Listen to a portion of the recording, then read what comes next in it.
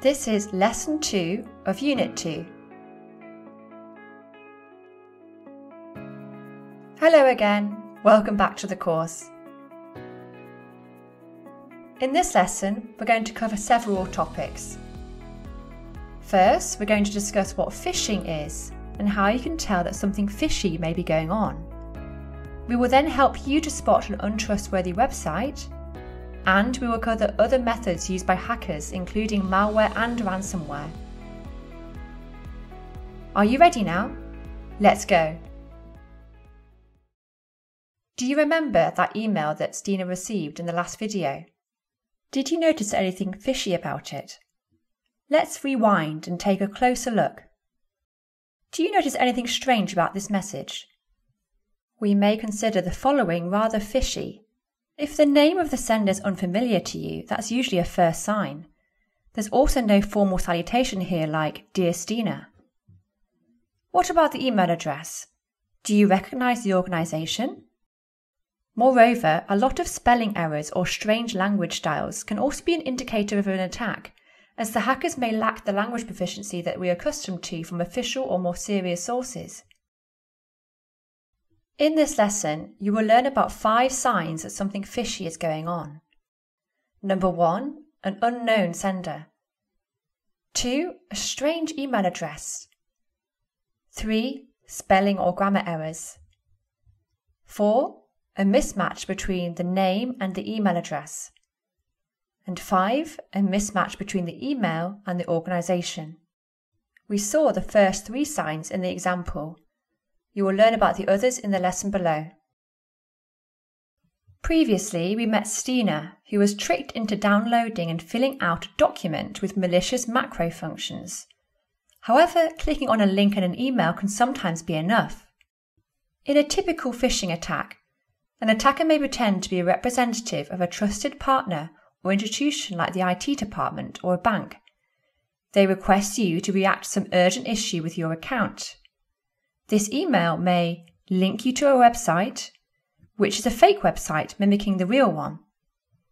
Once you've entered your credentials into the fake website, the attacker can then use these to log into the real website. So that you don't fall into this trap, here are some tips to avoid untrustworthy websites.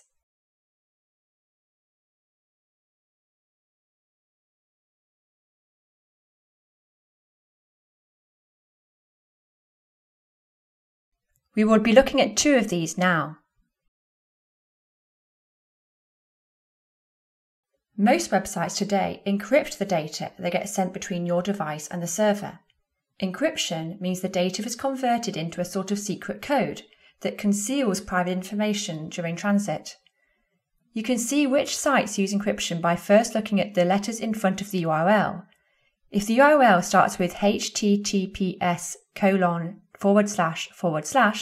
that means encryption for this site is turned on.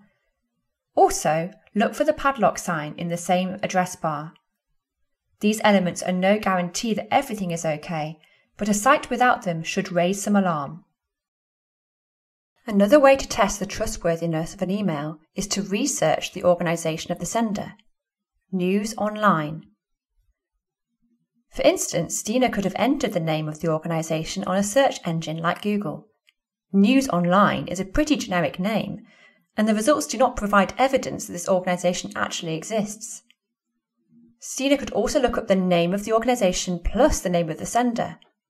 Do the results convince you? Not me. But what does malware actually mean? Malware simply describes any software that malicious actors may trick you into downloading to gain unauthorized access to digital information. As we've seen, malware can disguise itself as a useful or fun app, or it can come as a hidden load within a document. Malware can even hide inside of a PDF document. There is a subcategory of malware that's particularly dangerous. It's called ransomware. Ransomware is a type of malware that encrypts data on your computer so that even you cannot access your files anymore. Some organisations offer help in case of a ransomware attack, but most of the time it's impossible to restore the original data without obtaining the encryption key from the attacker, against a hefty sum of money. The only way to be prepared is to back up your data frequently. Hi Sithara, is there anything I can add to my computer or phone to help me spot malware or ransomware? Yes, there is. For instance, there's a special software on Windows called Defender. We'll discuss this more later on in the lesson.